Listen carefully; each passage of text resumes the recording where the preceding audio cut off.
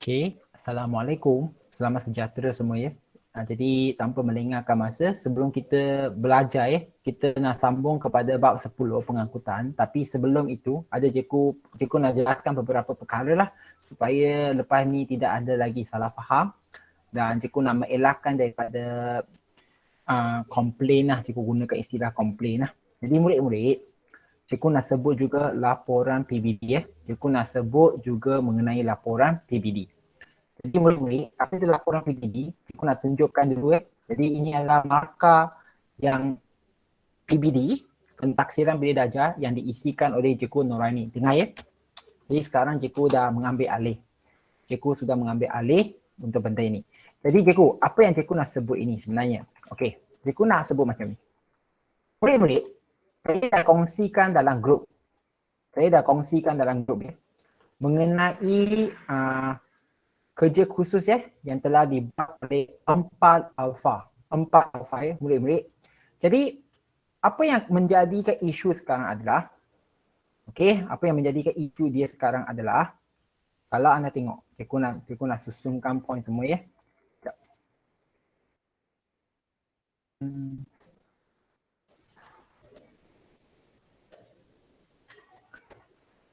Jadi apa yang kamu nampak di sini, ini adalah kehadiran, nanti cikgu akan share dalam grup. Dan kalau anda perasan, cikgu nak tengok balik ada ke tak cikgu share pada kamu semua ni. Sekejap Kalau anda tengok pada, belum lagi share. Jadi apa yang cikgu nak sebut sekarang, dengar baik-baik Cikgu faham mungkin ada antara kamu yang menghadapi masalah internet. Cikgu faham Jadi berdasarkan kepada Google Classroom ini murid-murid, kalau anda perasan tengok kat sini sekali lagi tengok pada skrin, buka skrin anda sekarang, bukan kamera, skrin, tengok betul-betul Cikgu akan cuba membantu. Antara perkara yang anda perlu tahu dalam PBB ini adalah pertama, tahap penguasaan keseluruhan. Ini adalah TP keseluruhan. Maka dia dari depan yang kuning. Yang kuning itu dia akan mempengaruhi TP yang terakhir ni. Jadi kalau kamu tengok betul-betul ada 3 domain siapa dia? Chiang. Apa soalan dia, Chiang? Cikgu, you belum share screen. Oh, thank you lah Yaman. Saya memang sangat apa panggil tu, kelang kabut. Terima kasih sangat kepada Chiang abang nilai muni ni. Jadi cikgu pun tak nak buang masa Jadi kalau anda tengok pada skrin sekarang, ini adalah laporan PD yang ini telah bagi pada semua. Cikgu seperti saja. Cikgu akan mula upgrade markah itu satu persatu Satu persatu. Apa maksud satu persatu? Pertama, kalau anda tengok pada skrin. Murid-murid tengok pada skrin Cikgu nak zoom in pun susah lah. Jadi cikgu buka kat Excel pada desktop ni. Internet, laptop, cikgu ada sedikit masalah teknikal. Jadi tak apa, dah diselesaikan. Jadi murid-murid, kalau anda tengok di sini. Cikgu ambil Alia Syafiah sebagai contoh. Alia Syafiah ada? Ada? Ada Cikgu minta izin gunakan kamu punya, tapi tidak bermaksud ini benda yang sedang berlaku tau. Ini sebagai contoh saja. Kalau anda tengok di sini, cikgu perlu terangkan kalau anda tengok ada 3 domain murid-murid. Domain pengetahuan, domain penyiasatan saintifik, domain sikap saintifik dan nilai murni. Bagaimanakah cikgu bagi markah? Murid-murid, domain pengetahuan ni maksudnya ini yang biasanya kita nilaikan murid melalui peperiksaan. Maksudnya ujian, tengok markah tinggi ke markah rendah, boleh dapat TP berdasarkan kepada markah tersebut. Tinggi, kalau markah tinggi TP 5 ke 6. Tapi 6 itu perlu ada tahap yang boleh kita kata sekali lagi menghasilkan benda baru tau. Itu nanti dulu. Jadi biasanya kita guna peperiksaan. Tapi sekarang PDPR biasanya cikgu akan nilaikan melalui kuis objektif dan sedikit bertulis saja. Jadi kalau anda perasan, cikgu ada berikan anda apa panggil itu latihan untuk kuis bab 8 dan 9. Sebab cikgu pun nak nilai juga nanti untuk letakkan markah sedikit membantu anda semua di sini. dia mengikut tema. Asas biologi ini, kalau tak silap cikgu ada 7 ke 8 bab. Fisiologi ialah bab-bab yang seterusnya. Ya, yang kita sedang belajar ini selepas perencanaan, sistem perencanaan manusia dan haiwan, iaitu di bawah tema fisiologi haiwan dan manusia. Okey, jadi markah ini sekali lagi diperolehi melalui kuis yang anda jawab. Okey, jadi kalau cikgu tengok pada prestasi anda, penglibatan anda dalam Google Classroom ya. Kalau anda tengok ya. Cikgu apa gunanya markah ni kan? Kalau anda tengok, ada antara anda semua, dengar baik-baik ya, yang tidak menjawab. Okey, cikgu dah return ya. Tidak menjawab akan terus dapat markah kosong ya. Benda ini akan memberi impact kepada domain pengetahuan ini ya. Okey, domain pengetahuan. Jadi, sila mengambil serius. Okey, mungkin cikgu akan bagi semula bab 1 hingga bab 7 dalam objektif. Kalau kamu tak jawab, kekal dalam TP2 anda, cikgu tak akan naik ke TP3 ke 4. Akan kekal kat situ. Okey? Faham ke tak faham? Domain pengetahuan. Siapa ada isu di sini? Tanjung Lim, boleh faham tak? Boleh. Okey, hari ni? Can you understand hari ni? Yeah. Clear? Okay, why am I mentioning your name? Okay, why am I mentioning your name? It is very important now. Listen. So, kita pergi yang kedua. Domain penyiasatan saintifik. Okay? Domain penyiasatan saintifik ini, kita berikan markah berdasarkan apa? Penggal pertama dan kedua. Markah berdasarkan kepada laporan. Laporan itu evidence dia. Laporan sains. Jadi, murid-murid yang tak hantar. Okay? Kalau ikutlah kat sini. Cikgu akan bagi markah ya. Berdasarkan kepada siapa yang hantar saja. Kamu tak hantar, dan bapa tak tahu, silakan ya. Tapi cikgu dah bagikan anda peringatan. Suka hati cikgu sekarang sebutkan sekali lagi. Kalau anda tak hantar, okey, ini ada ramai yang tak hantar, bagus. Okey. Kalau anda tak hantar, dapat TP1 terus. Sebab TP1, sebab kamu tak hantar. Cikgu tak boleh nak nilai. Dan tak ada markah lah di situ. Kenapa TP1 bukan TP0? Memang tak boleh bagi TP0. Dan kamu sudah ada di dalam Google Classroom. Maksudnya kamu tak hantar itu sama ada kamu tak dengar arahan ataupun kamu tak buat. Jadi akan dapat TP1. Okey? Dan cikgu akan nilai. Cikgu akan nilai di sini ya. Okey, selagi kamu tak datang sekolah, cikgu akan nilai. Memandangkan masa pun dah sentuh, cikgu tak akan go through satu-satu laporan hari ini. Besoklah cikgu akan sebut. Jadi, siapa yang tak hantar, kamu punya domain penyiasatan saintifik akan cikgu tukarkan kepada satu. Contohlah, Alia Syafia, contohlah, jangan sakit hati ya. Cikgu guna contoh dulu, contoh satu. Domain sikap pula dan nilai murni, cikgu perlu jelaskan ya. Bagaimana cikgu bagi markah? Bukan cikgu suka kamu ke tak suka kamu. Ataupun contohnya kamu adik kepada abang ke kakak yang terkenal di sekolah. Cikgu tak kisah itu langsung pun sebenarnya. Okey, kalau kamu punya kehadiran rendah, macam ni, cikgu akan berdasarkan kehadiran nanti. Biasanya akan tengoklah kehadiran penuh itu, nilai itu bagus. Dan cikgu juga akan berdasarkan kepada markah penglibatan anda di dalam Google Classroom. Tengok break. Tengok pada skrin ini dia. Contohnya Alia Syafia. Ini bukti ya. Cikgu contoh Alia Syafia jangan terasa tau. Cikgu ambil contoh je, cikgu tak marah. Sebab ini minggu kedua kamu kenal dengan cikgu je. Cikgu hanya nak bagi tahu mana salah silap dan harap murid-murid yang lain dan termasuk Alia Syafia tidak melakukan kesalahan yang samalah. Contoh Alia Syafia, tidak menghantar, not turn in. Jelas lah. Tengok 5 assignment cikgu bagi, dia tak hantar 3. Alia Syafia jangan marah tau. Cikgu ambil contoh sekali lagi ya. Jangan rasa sensitif. Ini contoh saja. Okey. Jadi nilai dia 2 cikgu rasa patutlah. Mungkin kamu nak minta cikgu, boleh tak naik kepada nilai saya TP 4 ke 5. Kalau kamu nak cakap macam tu, nak naikkan, izinkan cikgu tunjukkan panduan. Okey. Ini penting lah. Ada murid akan cakap, kenapa dia tak dapat? Oh, ini ada cikgu yang telah menukarkan ya. Contoh Kejap. Ini something wrong dengan yang ini. Cikgu guna 5 alpha ni aja. Kejap ya.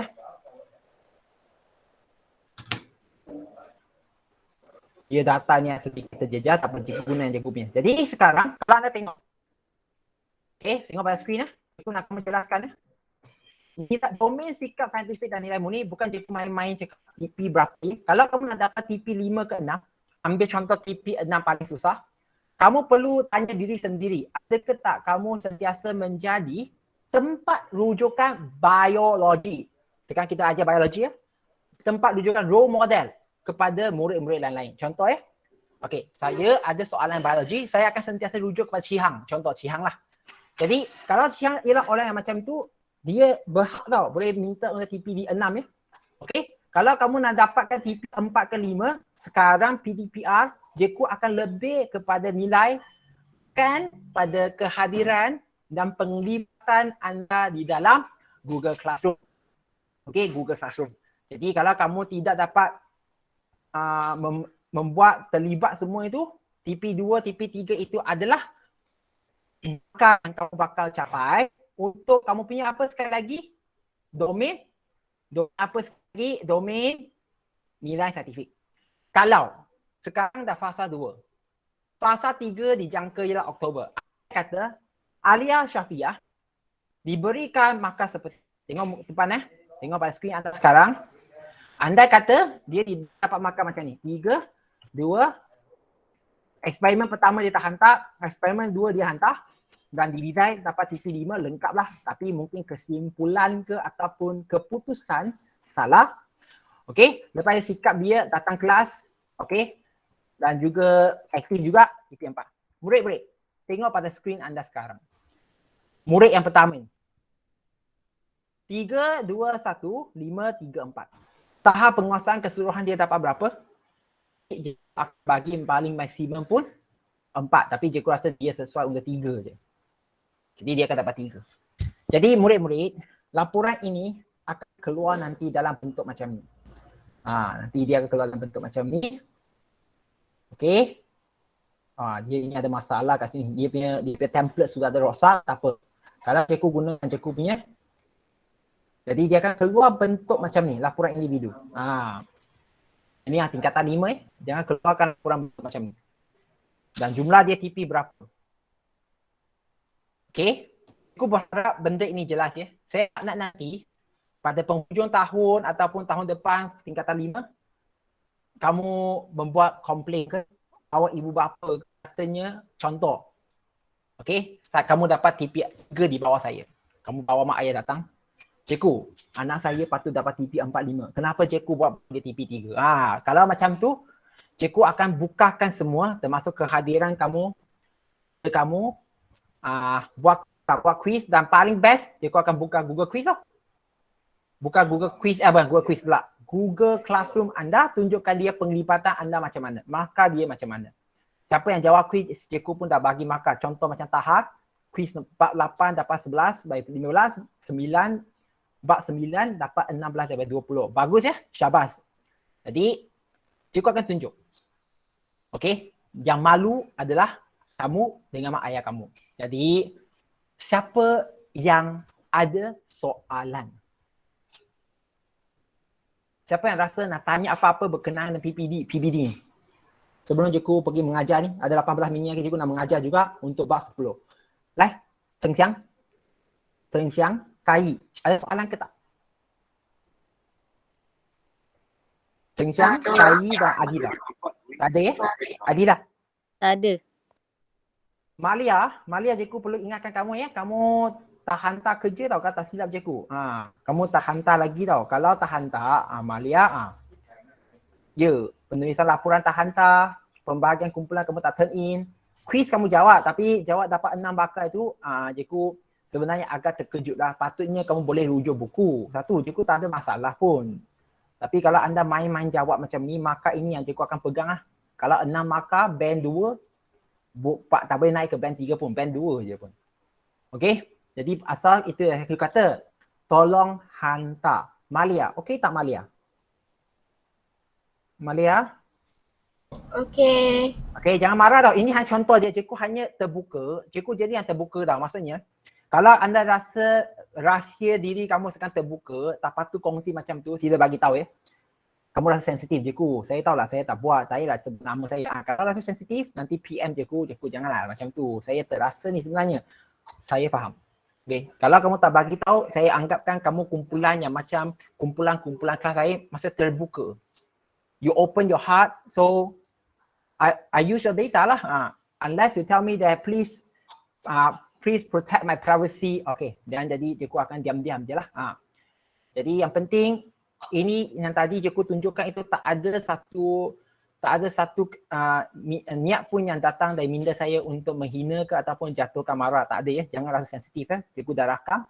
Okey, benda ini supaya anda boleh tengok semula apa yang kamu belum buat. Jadi ini adalah seperti yang depan mata maka anda semua. Okey. Jadi Nazrin Yusof ada? Nazrin Yusof tak ada kan? Okey. Ada beberapa murid yang tak ada kat sini. Jadi cikgu nak sambung mengajar ya. Cihang boleh? Cihang dan Yuxuan. Boleh. Okey ya. Tahap? Boleh. Jelas ya? Jadi sekarang, sekali lagi cikgu cakap ya, ini maka fasa 2 ya. Kalau ikut apa yang cikgu Aini bagi pada anda semua dapat TP2 lah. Okey, mungkin sebab PDPR ke, baru kamu berjinak-jinak, tak apa. Cikgu akan upgradekan dalam beberapa hari cuba. Okey, cikgu akan cuba upgrade. Yang hantar laporan akan ada pertukaran markah pada domain penyiasatan statistik. Penggal satu. Okey, yang jawab kuis itu cikgu pun akan cuba bantu. Kalau jawab kuis lah, yang lepas tu dapat TP3, 4 cikgu akan bagi. Dan sikap. Kalau anda jenis yang datang kelas sepenuhnya, cikgu akan berdasarkan ini. Okey, berdasarkan ini. Okey, kalau anda datang penuh satu semua, jumlah satu dia banyak, okey, cikgu akan cuba bantu juga dari situlah. Okey. Jadi haraplah jadi Nur Aisyali ada tak? Cikgu nak nampak dia dalam grup tadi tu. Jangan Nur Aisyali. Nur Aisyali. Memang tak ada. Tapi ada 14 murid.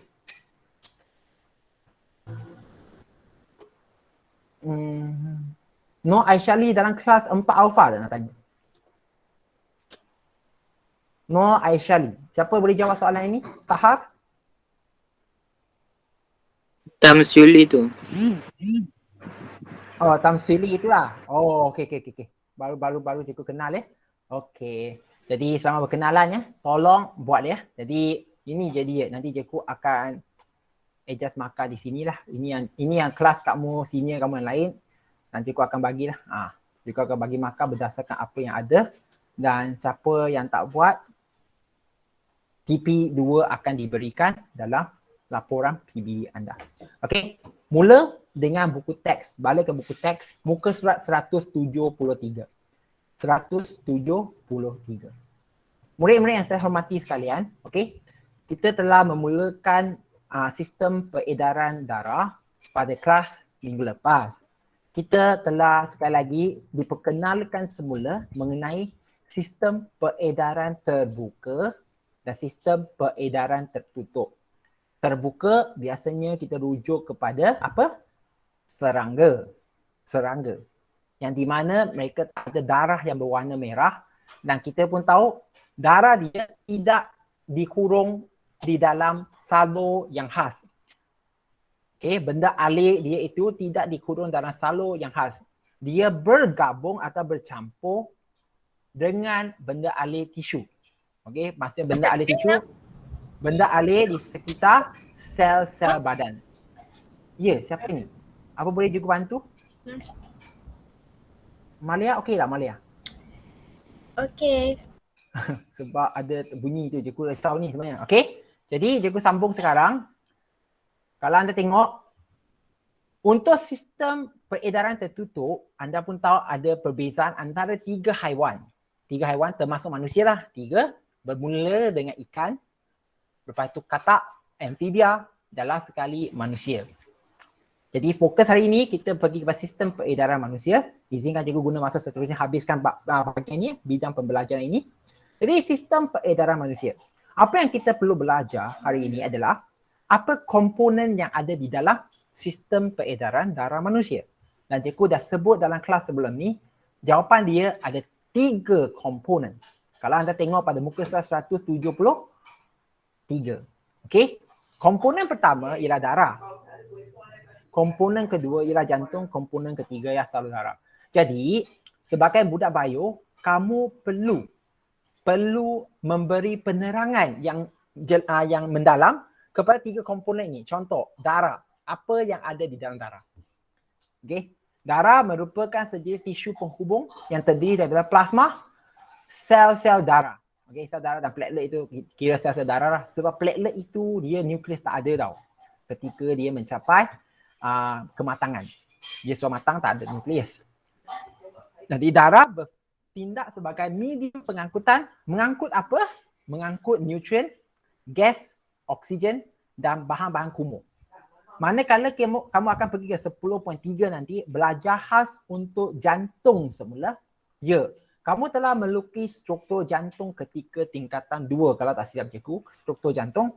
Tapi hari ini dalam biologi, bukan hari inilah, mungkin besok, kamu akan lebih fokus belajar bagaimanakah jantung itu berdenyut. Bagaimanakah jantung berdenyut. Itu yang susah sikit.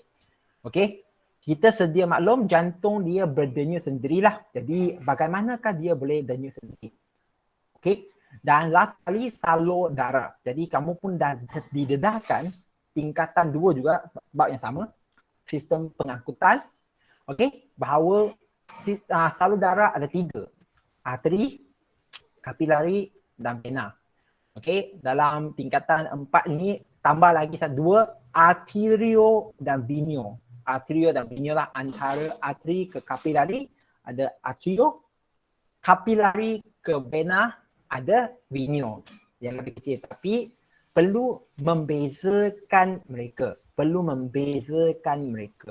Okey. Jadi kalau cikgu sebut arteri, okey, apa yang dia lain daripada kapilari dan juga vena. Itu jawapan dia. Kamu perlu hadapilah. Jadi bermula dengan sini, struktur jantung, kamu telah belajar, dia terdapat 4 ruang, iaitu atrium kiri, kanan, ventrikel kiri dan ventrikel kanan. Murid-murid tengok muka surat 173. 173. Ada 4 ruang Cikgu, struktur dia adakah tak kita perlu belajar balik benda ini? Jawapan dia sebenarnya ya. Muka surat 174. 174. Jadi ingat semula, cikgu nanti kalau ada masa cikgu akan lukis di depan skrin untuk anda belajar sama-sama. Yang kamu perlu faham hari ini adalah benda yang istilah dia panggil arteri koronari. Arteri koronari. Kenapa kita perlu tahu arteri koronari ini? Murid-murid, tengok buka skrin anda sekarang, buka skrin kamu sekarang. Kalau ini jantung, cikgu lukis dalam bentuk love supaya anda lebih senang faham. Walaupun darah masuk ke dalam jantung. Cikgu ulang Walaupun darah masuk ke dalam jantung melalui vena cava. Dia masuk ke dalam jantung. Okey, dia masuk. Dia ada 4 ruang di sini. Besok cikgu akan lukis sabar Ada 4 ruang. Dari atas dia masuk lagi, lepas tu dia keluar. Lepas tu dia masuk semula jantung. Okey, turun lagi, dia akan keluar.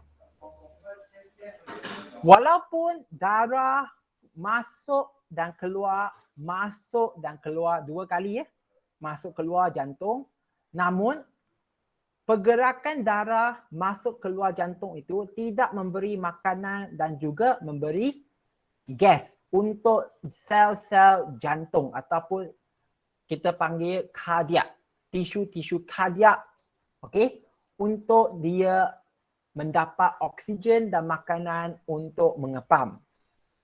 Jadi, manakah salur darah yang bertanggungjawab untuk menghantar makanan dan oksigen kepada sel-sel jantung ataupun cikgu sekali sebut kardiak, sel-sel kardiak. Kardiak itu jantung lah. Itu rujuk kepada otot. Okey, memang otot ada 3 jenis. Okey, kalau anda belajar otot 3 jenis. Okey, yang untuk jantung itu kita panggil kardiak. Kardiak Penting kardiak. bagaimanakah dia mendapat makanan dan oksigen untuk mengepam ataupun membuat kerja? Jawapan dia adalah melalui arteri koronari. Cikgu, apa itu arteri koronari? Ibarat macam ni. Murid-murid, kalau anda tengok pada skrin sekarang, sekali lagi, ini jantung. Kita sedia maklum, kita sudah belajar, cikgu pendekkan kata dulu ya, sebab besok cikgu akan mula lukiskan dengan jantung. Kita sedia maklum, salur darah yang bawa keluar darah yang mempunyai makanan dan oksigen tinggi ke seluruh badan, namanya ialah aorta. Aorta. Okey, ke seluruh badan, aorta. Jadi, di situlah cabangnya keluar satu salur darah. Satu salur darah akan keluar sebagai cabang dia, keluar ke seluruh jantung. Yang menghantarkan darah, yang membawa darah dengan makanan dan oksigen untuk membekalkan kepada sel-sel kardiak di jantung. Nama salur darah ini sekali lagi kalau anda tengok, ya, arteri koronari. Kenapa anda perlu tahu arteri koronari? Antara sebab dia adalah arteri koronari ialah tempat di mana biasanya kalau berlaku sumbat. Cikgu, sumbat apa? Ya, kalau salur darah sumbat yang menyebabkan sakit jantung, ya, kita rujuk kepada salur darah yang bernama arteri koronari ini.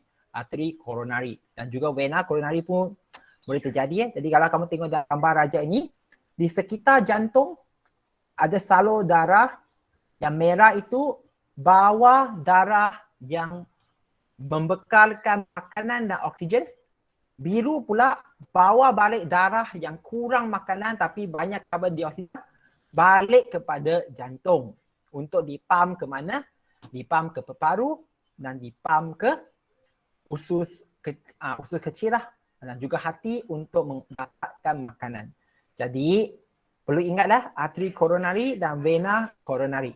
Di arteri koronari mengangkut darah oksigen untuk tisu jantung, manakala vena koronari mengangkut darah terdioksigen keluar dan kembali balik semula ke dalam jantung melalui apa?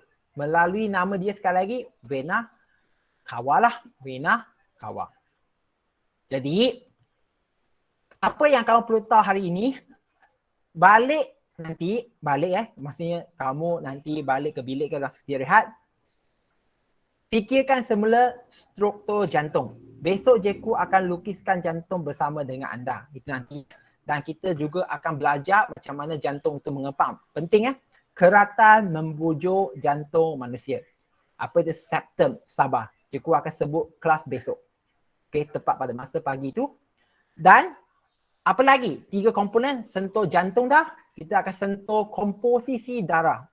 Murid-murid, muka surat 175. Okey. Darah manusia terdiri daripada 55% plasma, 45% sel. Okey. Plasma, darah, sel darah.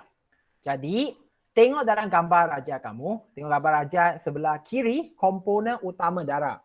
Ya, kalau kita derma darah letak dalam satu tabung uji, cikgu ulang, kalau kita letak darah dalam satu tabung uji, bagi dia masa dalam 5 ke 8 minit, tak sampai pun sebenarnya 2-3 minit, kamu akan nampak darah itu akan timbul 2 lapisan. Lapisan yang macam pekat akan berada pada bawah, ketempatan tinggi. Atas itu macam lapisan berminyak, air. Itulah sebenarnya plasma. Kalau kamu tengok gambar raja yang bagi itu, plasma membentuk 55% daripada isi padu darah. Manakala di bawah dia itu adalah sel-sel darah yang terdiri daripada eritrosit, platelet dan leukosit. Eritrosit ialah nama khas untuk sel darah merah. Murid-murid, segala benda yang tamat dengan C, English CYTE, site, maksudnya sel. Kalau kamu belajar biologi, belakang seat, bukan sit down seat. Memang sama huruf dia, SIT, dia fokus kepada sel. Eritro warna merah, leuko tidak berwarna atau putih, leukosit. Platelet, tak ada, platelet itu platelet lah. Jadi kalau anda tengok dalam gambar raja itu, ya, soalan yang biasa ditanya dalam objektif termasuk struktur. Ialah dia bagi sel-sel darah bentuk macam itu, kamu perlu memberi nama kepada gambar raja itu. Contoh kalau dia bagi bentuk yang biasanya kamu dah belajar tingkatan 4, tingkatan 2 ya. Dia bagi bentuk macam ni. Okey, kalau anda tengok pada skrin anda sekarang, ya. Kamu akan nampak sel darah merah itu berbentuk macam ni. Okey? Dwi cekung. Kenapa dwi cekung? Sebab tengah-tengah itu dia cekung ke dalam. Okey, dia masuk ke dalam. Sebab dia tak ada nukleus ketika matang juga. Okey, untuk eritrosit, untuk membawa lebih banyak hemoglobin. Okey, untuk membawa lebih banyak hemoglobin. Jadi kalau bagi bentuk macam tu, kamu perlu tahu. Untuk sel darah merah tak ada masalah. Yang menjadi cabaran, leukosit, sel darah putih. Sel darah putih banyak. Murid-murid sangat banyak. Okey. Jadi murid-murid tengok muka 175. Apakah komponen plasma? Bulatkan plasma. Komponen plasma. Okey, highlight air, highlight protein plasma, highlight bahan terlarut. Okey, dan highlight hormon dan enzim. Semua perlu tahu dan hafal. Cikgu, apa itu protein plasma? Cikgu, protein lah. Kenapa dia nak sebut protein plasma? Murid-murid, protein plasma itu macam ni lah. Kalau kamu pernah main, apa panggil itu, hingus. Murid-murid pernah jadi muda kan? 你们有年轻过吗？有玩过鼻涕的吗？ Pernah main hingus sendiri kan? Betul kan? Hari ni, pernah main ke tak? Pernah kan? Ataupun tak pernah? Oh. Pernah ke tak? Hello? Hari ni?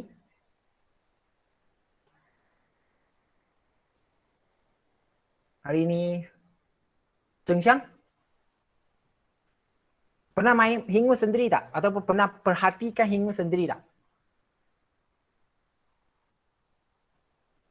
Zheng Xiang? Junim? Benar. Pernah kan? Kalau kita main, kita letak dalam air, hingus kita. Kamu akan nampak hingus itu macam hilang dalam air, tapi kamu rasa dia punya kehadiran masih ada. Macam telur putih. Macam tambai je mah. Kalau dia letak dalam air, kamu mungkin tak nampak dia, tapi kamu sentuh, kamu boleh rasa dia punya kehadiran ada di situ. Jadi itulah kita panggil protein plasma. Plasma protein lah, protein plasma. Jadi dia berfungsi banyak tau, termasuk mengawal tekanan osmosis darah dan juga menjadi sejenis antibodi yang terlibat dalam pertahanan badan. Itu kalau rujuk kepada protein plasma yang berada di dalam darah. Darah ya, ada banyak benda di dalam. Antaranya yang cikgu cakap tadi itu, dia sebenarnya lebih fokus kepada albumin. Albumin itulah yang memberikan kepada anda hingus itu apabila dia larut dalam air, dia boleh kembang dan kamu boleh rasa kehadiran dia. Jadi murid-murid, cikgu sedar masa pun dah tamat. Okey. Cikgu akan sambung untuk esok dan minta maaf sebab mulakan kelas lewat ya. Dan cikgu minta supaya semua bukakan kamera sekarang untuk cikgu mengambil kehadiran lah. Bukakan kamera ya. Bukakan kamera. Kalau rasa malu macam ni je, cikgu nak ambil kehadiran je hari ni. Okey? Minta tolong. Buka kamera sekarang. Itu jadi ya, cikgu nak ambilkan kehadiran macam tu je supaya anda masih ada.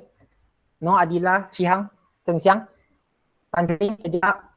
Ambilkan cepat, bukakan kamera. Bukakan kamera sekarang.